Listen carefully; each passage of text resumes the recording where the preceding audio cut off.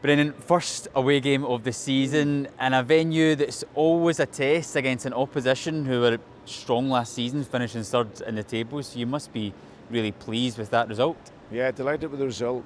I think in all my times coming to Aberdeen, I can only remember one game that we were comfortable in. But apart from that, you've always got to work very hard for the result.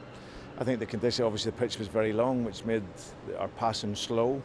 And obviously their style, they're very committed. They get it forward early onto the last line, so you have to defend lots of first balls, second balls. The players cope with it, and it's a great game for us to win early on. Come away to one of the rivals and come away with having scored 3 goals, and when it got to 1 each, there's a little bit of adversity, so you got to handle that, and we did that very well. Yeah, as you said, they're doing it so early on. I think whenever there's change, fans and people look at how will the team handle those initial tests, the first game, the first away game, the first visit to places like this. You can add 2 in 1 with this game. So how do you feel the team handled the situation, environment and the nuances of the game? Yeah, but I think we're going to play much better. But like I say, we're handling the conditions in the game in terms of a team that want to play direct football. So there's not so much flow to it. But you have to be ready to fight. I think that's always important for a supporter, to see the team fight. Coming away to Aberdeen, and the supporters know better than anyone, Pittodrie is a difficult place to come, and especially on the back end of how they played last year, Aberdeen, when Barry came in and made them really hard to beat and really aggressive. So yeah, it's a really good win for us. Performance-wise, we'll get better, but at this stage of the season, it's just about getting those results as we build the performance. Going through some of the goals now, Abada has shown so often over the last couple of years that he has that poacher's instinct. Also must be really pleasing as well from your point of view that we created lots of chances from set pieces and scored from one this afternoon. Yeah, it's important.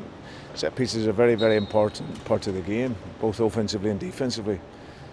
I was disappointed, like our throw-ins today, for and against, weren't so good, because that ended up, we weren't switched on at that point, and then it ended up with then defending. And so the little simple details like that are areas that when I look at the team and see them and see the pressure, how they are under the pressure, those are lots of little details that we can improve on. But no, I think it's pleasing as at this stage. It's important to win, and once the fluency comes and the new players are adapting all the time to the league and the structure, and then they'll get better and better. Kyogo's goal, the second goal, I think over the last couple of years we've all been lost for words in terms of what he can do in those situations.